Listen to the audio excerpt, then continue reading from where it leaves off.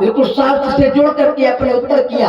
आपने कहा कि मैं जब नहीं आया था तो स्थिति क्या थी, तो आपने कहा कि लेऊ छड़ाई सी का को धरी बांधो नट बालक दो जो विदेक चुकरई सहाई जीतम समर सहित दो भाई। यहाँ स्थिति ये थी कि लोग कह रहे थे सीता को छुड़ा लो, दोनों भाइयों को बांध लो, अगर जनक कुछ सहायता करे तो जनक को भी बंदी बना लो। और आप आ गए तो हम बच गए।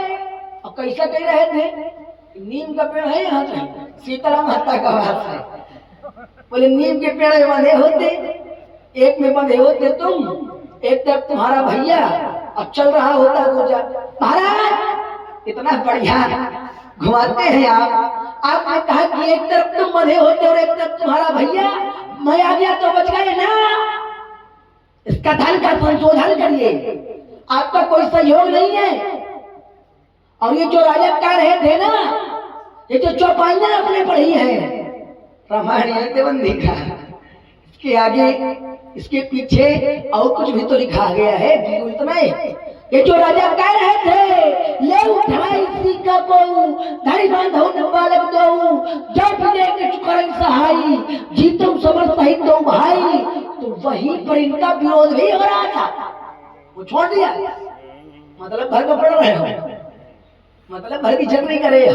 जब ये कह रहे थे कि सीता को छुड़ा ले, दोनों भाइयों को बंदी बना ले, तो वहीं पर साधु मुक्ति के लोगों ने समझाया भी था। उन्होंने कहा था साधु भूप बोले सुनबानी राज समाधि लाज न जानी। साधु राजा कह रहे थे कि बल प्रताप वीरता बड़ाई और नाक बिना कहीं संग सिधाई। साधु राजा कह रहे थे कि ये जो बल अपना बता रहे हो, ये वीरता बड़ी दिखा रहे हो, ये यश अपना बता रहे हो, या तो तभी समाप्त हो गया था जब धनुष तुमसे नहीं टूटा था, और जब जिन राजाओं से धनुष नहीं टूटा था ये वीरता तभी समाप्त हो गई थी। ये राजा हार चुके थे, श्रीहंत भय हार ही राजा अब पहटे निज निज जाय समाजा। अब बताओ, पहले से हारे बैठे हैं, पहले से हार चुके हैं, अब हमसे वीरता बताएंगे क्या? साधु बुद्धि के लोग समझा रहे थे दुष्टों को कि वीरता न बताओ, और हमारी स्थिति क्या थी? हमको दबाव मान रहे थे क्या उनका? लक्ष्मण की स्थिति क्या थी जब ये राजा कह रहे थे? तो उत्तर मिलता है शास्त्र कहते हैं, देखो लक्ष्मण कोई बात कहे न मानो, परशुराम जी कोई बात कहे न मानो, लेकिन जो शास्त्र कहे उसको स्वीकार करो।